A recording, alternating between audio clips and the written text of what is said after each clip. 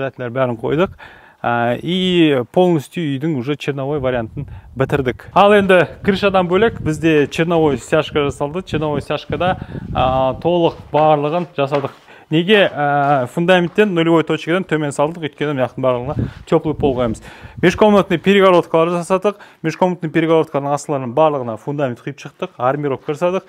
И уже үйдің кәдімгідей осындай планировкасы нарисовался. Уже үй болып отыр. Төбесінде черный потолок қойдық. Қарасаңыздар, көп адам ортасына ашып тастап кетеді. Пароизоляция мүлдем қоймайды. Мынаның ортасында бізде пароизоляция бар. И чтобы потолок кейін трещина бермесін, тағы да бір не болмасын деп, полностью жақсы ағаштан төбесін қойып кеттік. Ал енді ары қарай не істейміз, Қазір бізде уже сантехниктер кіреді, теплый пол, инженерка, полностью сантехниканың барлығын жасап кетеді. Сосын барып чистовой стяж құйылады. Сосын барып уже ремонтқа кірісе бастаймыз. Штукатурка, іші сыртын айтпақшы терезе заказ беріп қойдық. Терезеде жігіттер уже келіп замер алды. Бұйыртса уже скоро орнататын болады бізде.